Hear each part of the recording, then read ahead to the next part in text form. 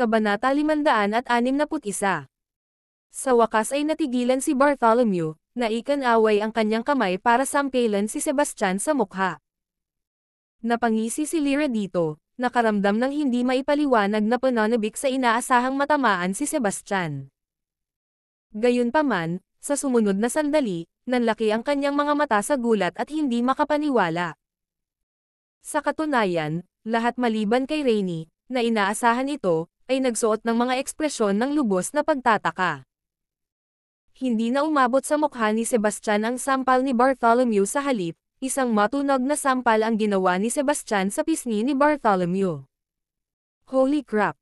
Talagang sinampal niya si General Serpent. Nababaliw na ang lalaking to.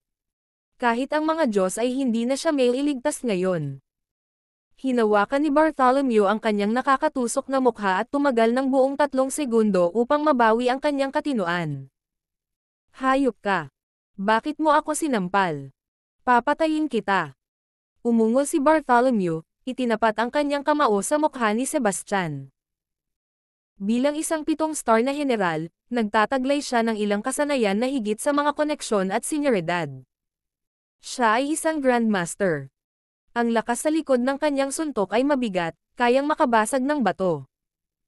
Gayunpaman, hindi siya pinahintulutan ni Sebastian. Isang malamig na singhot ang isinukli niya ng suntok sa mukha ni Bartholomew. Sa isang malakas na kalabog, si Bartholomew ay bumagsak sa lupa.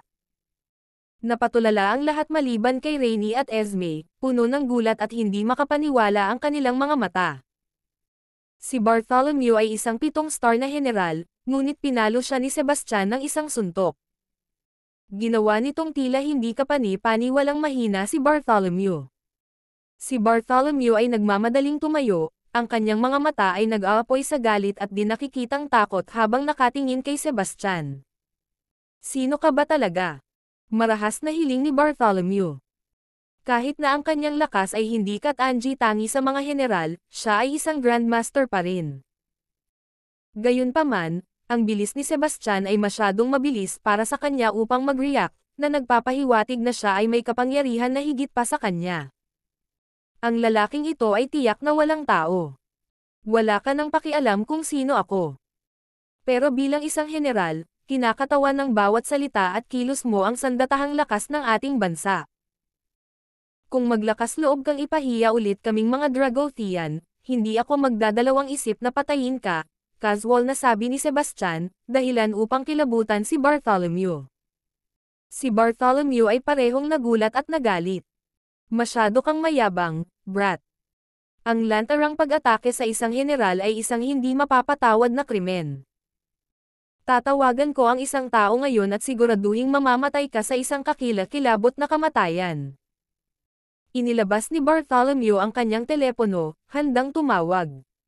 Naalarma si Esme, nagmamadaling pumagitna. General Serpent, please huminahon ka. Pwede natin itong pag-usapan. Hindi na kailangang palakihin pa ang mga bagay. Higit na nag-aalala si Esme tungkol sa isang matinding salungatan sa pagitan ni Sebastian at ng War Department, na mahirap lutasin. Si Bartholomew ay nagngangalit pa rin, at tumangging makinig. Hindi pa ako nataman ng ganito sa buong buhay ko. Kung hindi ko siya tuturuan ng leksyon, paano ko ililigtas ang sarili ko sa kahihiyang ito? Habang pilit siyang kinukumbinsi ni Esme, pinigilan siya ni Sebastian. Esme, huwag mo siyang pakialaman. Kung sabik na sabik siyang mamatay, obligado ko siya. Anong balak mong gawin? Bulalas ni Bartholomew, biglang nag-iingat habang nakatitig kay Sebastian. Alam niya na para kay Sebastian, ang pagpatay sa kanya ay kasing dali ng pagdurog ng langgam. Wala naman akong binabalak, pero huwag mo akong i-provoke. Kung magagalit ako, matindi ang kahihinatnan nito, nakangiting pahayag ni Sebastian. Kinilig si Bartholomew at dahan-daang ibinalik ang kanyang telepono sa kanyang bulsa. Nang makita ang kaduwagan ni Bartholomew, napangisi si Charles. Paanong mahina at duwag ang isang general na may 7 bituin? Hindi katakataka na kayong mga Dragothians ay laging nilulusob. Kayo ay likas na mahina at duwag, palaging tinatanggap ang pagsalakay at pananakop. Kabanata 562. Nanlamig ang mga mata ni Sebastian sa narinig. Western Region Mongrel, ingatan mo ang dila mo, baka masiraan ka ng ulo. Ngumisi si Charles. Paulit-ulit mo akong sinisiraan. Ipapakulong kita sa mga kaukulang departamento para sa iyong mga krimen. Maghanda para sa mga parusa. Pagkatapos ay bumaling siya kay Esme, ikaw naman, punta ka sa kwarto ko ngayong gabi ng masunurin. Hayaan mo ako ng 100 beses, kung hindi, papawiin ko ang pamilya Bailey sa mundong ito. Pumunta ka sa impyerno. Hindi napigilan ni Sebastian ang galit, itinaas ni Sebastian ang kanyang kamao, handang hampasin. Gayunpaman, muling pinigilan siya ni Esme. Huwag kang padalos-dalos. Siya ang Crown Prince ng Syria. Huwag mo nang palakihin to. Ito ay isang maliit na bansa lamang. Sa loob ng ilang araw, pangungunahan ko ang mga tao na durugan ang kanilang buong maharlikang pamilya. Mayabang na deklara ni Sebastian. Isang mapanuksong ngiti ang ibinigay ni Charles. Nakakabilib nga ang galing mo sa pagyayabang. Hindi na kita guguluhin pa. Habang naghahanda si Charles na umalis, si Bartholomew ay nagmamadaling hamarang sa kanyang daraanan. Prince Charles, please don't go yet. Pumayag ka kanina na ibalik sa amin ang Crystal Chalice. Ano? Yung Crystal Chalice. Isa itong supreme relic ng Dragothea. Ito daw ay ninakawan ng mga dayuhan ilang taon na ang nakalipas at hindi alam ang kinaroroonan nito. Hindi ako makapaniwala na hawak ito ni Prince Charles. Sa katunayan, ang Crystal Chalice ay hindi mabibili ng salapi at napakahalaga nito. Dapat natin itong bawiin. Nagulat ang lahat. Medyo nabigla din si Sebastian. Alam niya ang tungkol sa kayamanang ito at hinanap ito ng mga tao noon, ngunit hindi nila ito mahanap. Hindi niya inaasahan na nasa kamay nitong Western Region Mongrel. Malamig na sabi ni Charles, tama. I was planning to sell it to you for $2 billion, pero galit ako ngayon. So, double ang presyo. Ano? Doble. Natigilan si Bartholomew, mabilis siyang ngumiti nang nagmamakaawa. Prince Charles, naiintindihan ko na nababagabag ka, ngunit masyadong matarik ang presyo na iyon. Maaari mo bang ibaba ito ng kaunti? I'll keep the original price on one condition. You have to make that guy kneel down and apologize to me, sabi ni Charles habang nakaturo kay Sebastian. Bumaling si Bartholomew kay Sebastian at galit na nagtanong, napagtanto mo ba na ang ating War Department ay nakipag-ayos na kay Prinsipe Charles para bilhin muli ang Crystal Chalice sa halagang $2 bilyong? Ngunit dahil sa iyo, gusto na ngayon ni Prinsipe Charles na doblehin ang presyo. Dapat kang managot sa iyong pagkakamali. Mabilis kang lumuhad at humingi ng tawad kay Prinsipe Charles. Mabilis na sumingit si Lyra, ano pa ang hinihintay mo? Yumuko ka at humingi ng tawad kay Prinsipe Charles. Walang kahihiyan iyon. Eksakto. Pera ng bansa ang pinag-uusapan dito. Hindi maliit na halaga ang $2 bilyong. Bilasan mo at lumuhad para humingi ng tawad. Galit na sinaway ng mga tao si Sebastian, ang kanilang emosyon ay umaagos. Biglang tumahol si Sebastian. Tumahimik kayong lahat. Ang kanyang boses ay umalangaw-ngaw na parang kulog, na nagpagulat sa lahat sa katahimikan. Ang ilan sa mga mas mahiyain na individual ay nanginginig pa sa takot. Isang malamig na titig ang inayos ni Sebastian kay Bartholomew. Ang Crystal Chalice ay orihinal na pag-aari nating mga Dragotheans. Ito ay ninakaw ng mga mongrel sa Western Region. Bilang isang 7-star na general, sa halip na pag-isipang bawiin ito, gusto mong gumastos ng malaking halaga upang mabili ito. Lubos mong pinahihiya ang aming mga ninuno. Agad na sumigaw si Bartholomew, bawiin mo ito. Napakasimple mo lang. Ang kanluraning rehiyon ay isang maunlad na bansa na maraming kakampi. Hindi natin sila kayang pukawin. Maaari itong humantong sa ating pagkawasak. Ngumisi si Sebastian. Ang isang maliit na bansa ay naging isang hindi mahawak ang nilalang sa iyong mga mata. Nakakaawa. Galit na galit si Bartholomew ngunit natakot din kay Sebastian. Ang sabi niya, hindi ako makikipagtalo sa iyo. Ngunit ang dagdag na 2 bilyong dolyar ay dapat magmula sa iyo. Ang ating War Department ay hindi mag-aaksaya ng pera ng hindi kinakailangan. Malamig na ngumiti si Charles. $4 billion ang dating presyo. Pero insulto na naman ng punk na ito ang ating dakilang si Rhea. Ngayon, doble ulit ang presyo. Gusto ko ng $8 billion. Namutla si Bartholomew sa gulat. Sinaman niya ng tingin si Sebastian, na uutol. Narinig mo ba yon? Dahil sa kayabangan at kamangmangan mo, kailangan na nating gumastos ng dagdag na $6 na bilyong dolyar. Kaya mo bang panagutin iyon? Sinimulan ding punahin ng iba pang naruroon si Sebastian, tinawag pa nga siya ng ilan na makasalanan ng mahabang panahon dahil sa dahilan na gumastos ang bansa ng dagdag na $6 na bilyong dolyar para makuha ang isang pambansang kayamanan. Kabanata 563. Tahimik.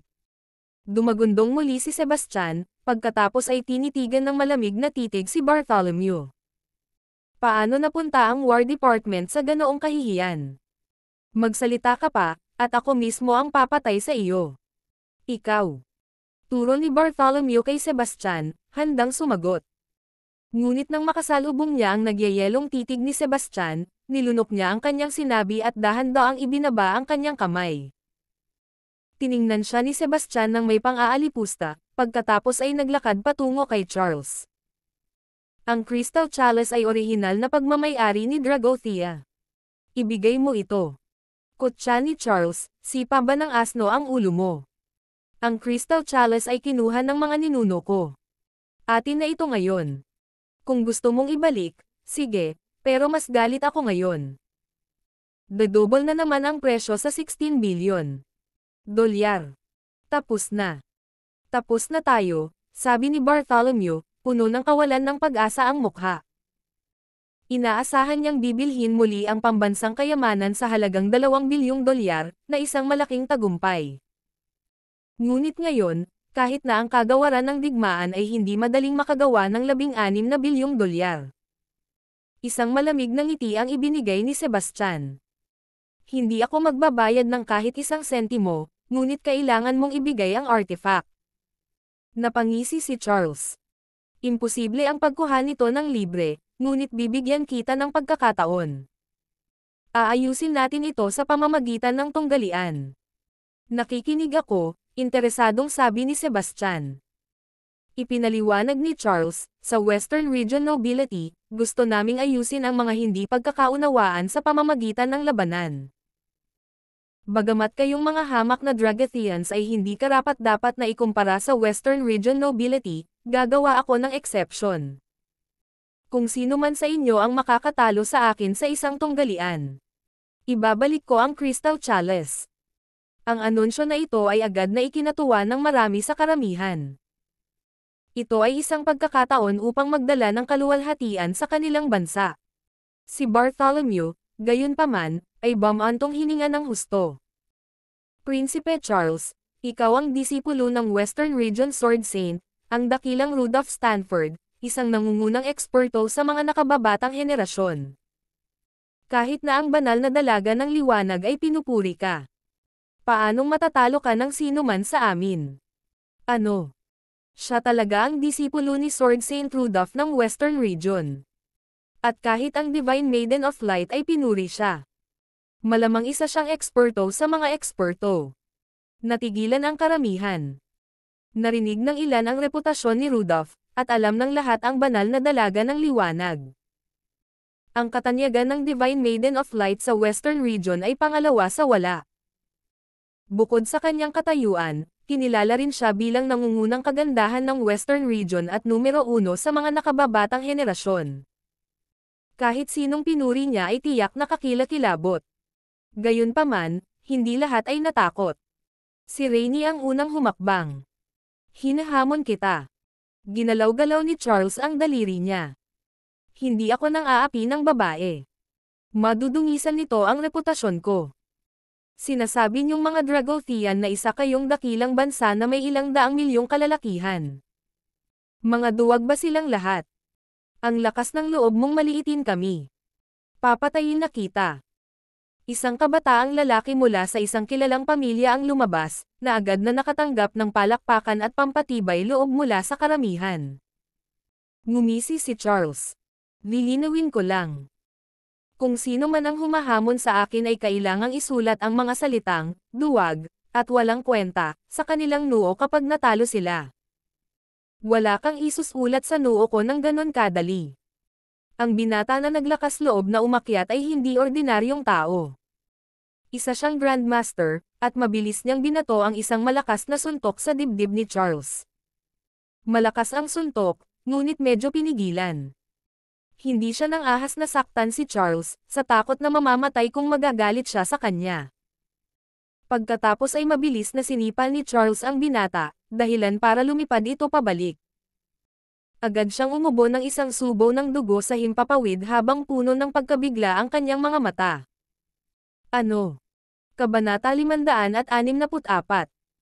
Nagulat ang lahat, maliban kay Kenny at iilan pang nakakaalam ng tunay na lakas ni Charles. Ang lalaking katatapos lang umatake ay isang Grandmaster, isang makapangyarihang nilalang na maihahambing sa isang Diyos ng digmaan o general, ngunit hindi siya kalaban ni Prinsipe Charles. Maging si Sebastian ay bahagyang nagulat.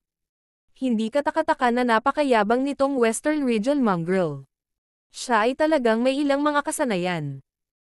Sa paghusga mula sa kanyang kamakailang pagpapakita, konserbatibo niyang tinansya na si Charles ay hindi bababa sa isang middle stage hanggang late stage na Grandmaster. Bagamat hindi siya maihahambing sa mga henyo ng apat na immortal, tiyak na matatawag siyang isang mahuhusay na powerhouse sa mga ordinaryong paksayon. Mayabang na pagyayabang ni Charles, sinabi ko na sa inyo noon, lahat kayong mga Dragothian ay basura. May basura lang sa mga basura, at lahat kayo ay walang katumbas na isang suntok. Ang kanyang mga salita ay ikinagalit ng lahat. Maging sina Victor at Kenny, ang mga bootlickers, nasisiyahan, dahil pahayag ni Charles. Kang hindi ininsulto rin sila nang. Tumingin si Charles sa lalaking nakahandusay sa lupa at sinabing, napagkasundoan namin noon pa na mag-ukit ako ng ilang salita sa noo ng natalo. Walang pakialam kung pumayag ang lalaki o hindi, tinapakan siya ni Charles at naglabas ng punyal. Inukit niya ang mga salitang, duwag, at, walang kakayahan, sa noo ng lalaki. Napasigaw ang lalaki sa sakit ngunit hindi siya naglakas loob na lumaban, hindi rin niya kaya. Mabilis na nawalan ng kaba ang mga sabik na hamanin si Charles kanina matapos masaksihan ang sinapit ng lalaki. Pati ang dalawang mas malakas sa natalong lalaki ay umatras. Kung tutuusin, nakakatakot ang husay sa pakikipaglaban na ipinakita ni Charles. Isang bagay sana ang isang friendly match, ngunit ang pagkatalo at pagkakaroon ng mga salita na inukit sa noo ay nangangahulugang hindi na muling maipapakita ang mukha sa publiko. Sino ang susunod? Hamon ni Charles. Pinagmasdan ni Charles ang mga tao gamit ang kanyang tingin. Maliban kina Sebastian, Rainy, at ilang iba pa, lahat ay napayuko. Ngumisi si Charles. What a bunch of cowards. I'm so disappointed in you. How about this? I'll give you a chance. All of you can attack me at once. Damn it. Masyadong mayabang ang foreigner na ito. Magsama-sama tayo at turuan siya ng leksyon. May hindi nakapagpigil at naunang humakbang. Kapag nangunguna ang isang tao, sumunod ang 7 o 8 iba pa. Ang mga taong ito na nang-ahas na umakyat ay likas na kakaiba sa lakas, at ang pag-atake bilang isang grupo ay nagbigay sa kanila ng kumpiyansa. Malamig na nakamasid si Sebastian sa gilid. Hindi siya nakialam dahil ang mga taong ito ay hindi rin magandang karakter. Dati nilang dinidilaan ang boto ng Western Region mongrel, para lang masipa sa ngipin. Iyon lang ang dahilan kung bakit sila ngayon ay galit at nahihiya. Mabilis na pinalibutan ng grupo si Charles, nagsasagawa ng pakikipaglaban at naghahanda sa pag-atake anumang oras. Hindi nagpakita ng takot si Charles at nang-uuyam na sinabi, ang basura ay palaging magiging basura. Ang isang grupo ng basurang magkasama ay isang tambak lamang ng basura. Bugbugin niyo siya. Nagalit ang lahat, at agad nilang inilunsad ang kanilang pag-atake. Lahat sila ay napakalakas, at ang kanilang pinagsamang pag-atake ay kahanga-hanga. Mabilis na pinasaya sila ng ilang mainit na dugo na nanonood, puno ng pag-asa ang kanilang mga mata. Gayunpaman, mas malaki ang pag-asa, mas malaki ang pagkabigo. Biglang kumilos si Charles. Sinipa niya ang isang taong lumilipad, pagkatapos ay pinatumba ang isa pa sa pamamagitan ng suntok. Tumalon siya sa himpapawid, sunod-sunod na sinipa ang natitirang mga umaatake, bago tuluyang lumapag sa isang ikot. Gaano kakilakilabot? Siya ay hindi kapani-paniwalang malakas. Laking gulat ng lahat sa kinalabasan. Napakaraming eksperto ang sama-samang sumalakay, ngunit lahat sila ay natalo sa isang iglap. Kabanata 565. Ang lakas ni Charles ay tumama sa takot sa lahat ng naruroon. Maging si Esme ay kinakabahang humawak sa braso ni Sebastian. Bagamat alam niya na si Sebastian ay isang supremo at napakakapangyarihan. Hindi niya tiyak kung gaano ito kalakas. Don't worry. Isa lang siyang clown, sabi ni Sebastian sabay tapik sa kamay niya. Agad nagalit si Marie nang marinig ito. Nagyayabang ka pa sa panahong ganito. Kung hindi dahil sa iyo, binili na sana ni General Serpent ang pambansang kayamanan ng 2 bilyong dolyar. Ngayon, dahil sa iyo, tumalon ang presyo sa 16 na bilyong dolyar. Ikaw dapat tanggapin ang buong responsibilidad para dito. Mabilis na sumang-ayon si Lyra, Mrs. Bailey is right. You caused this trouble, so what are you waiting for? Go and duel Prince Charles now. Esme, bakit ka na naman pumunta dyan? Bumalik ka dali, at lumayo ka sa ganyang klase ng tao. Papatayin niya tayong lahat, sabi ni Marie sabay hila kay Esme. Proud na sabi ni Sebastian, sabi ko nga dati, sa amin na ang Crystal Chalice. Hindi na namin kailangan bilhin. Kailangan lang naming bawiin. Malakas ka talagang magsalita ng hindi nag-iisip. Kung may lakas ka ng loob, bawiin mo. Panunuya ni Marie. Siyempre babawiin ko yon. Tamad na naginat si Sebastian at saka naglakad papunta kay Charles. Sa ngayon, natapos na ni Charles ang pag-ukit ng mga salita sa noo ng ilang tao. Nang makita niyang papalapit si Sebastian ay hindi niya naiwasang magpakita ng mapaglarong ngiti. You've got some guts, brat. Seeing how domineering and powerful I am, you still dare to come looking for trouble. Inilagay ni Sebastian ang kanyang mga kamay sa likod at mahinahong sinabi, enough talk. Let's begin. Ngumisi si Charles. You want to challenge me alone. How presumptuous. But since you're so eager to have me carved words on your forehead, I'll oblige you. Inilagay ni Charles ang isang kamay sa likod niya at sinenyasan ang isa pa. Prince Charles, paulit-ulit ka nang nilalay ng walang kwentang taong ito. Dapat maging harsh ka sa kanya. Patayin mo na lang siya at tapusin mo na, sabi ni Lyra. Galit na galit si Rainy, are you even Dragothian? How can you side with an outsider? Sabi ni Lyra, I don't even like being Dragothian. I'll change my citizenship in a few days. It will not long before I be a noble Western region person. Ikaw na basurang sumasambo sa banyaga, scram ka lang. Galit na sigaw ni Rainy sabay taas ng kamay at isang malakas na sampal kay Lyra. Napaiyak si Lyra sa sakit, at nagulat siya at nagalit. Mabilis niyang nilingon si Charles at sinabing, Prince Charles, I'm supposed to serve you. Pinamaga niya ang mukha ko, na makakaapekto sa mood mo. Hindi mo pwedeng baliwalain ito. Tinitigan ni Charles si Rainy at sinabing, Ms. Lloyd, I see you're quite attractive too. Tonight, you and Ms. Bailey will serve me together. I'll have my way with you both 100 times. Nang marinig ito, kapwa nagngangalit sina Rainy at Esme sa galit. Isang flash ng malamig na liwanag ang dumaan sa mga mata ni Sebastian. Walang kamalay-malay sa panganib, mapanuksong sinabi ni Charles kay Sebastian, halika, brat. Pagkatapos kong makitungo sa mga basurang tulad mo, sasamahan ko ang mga babaeng ito. Una, Ilabas mo ang Crystal Chalice, sabi ni Sebastian, hindi nakakalimutan ang pangunahing isyu. Ang pakikitungo sa isang mongrel sa Western Region ay madali, ngunit ang pambansang kayamanan ay kailangang makuha. Itaas mo ang Crystal Chalice, utos ni Charles. Agad namang lumabas ang isang babaeng Western Region na may dalang kahon. Nang mabuksan ay bumungad sa kanya ang Crystal Chalice sa loob. Ang Crystal Chalice ay malinaw at transparent. Napakaganda nito, eksakto tulad ng inilarawan sa alamat.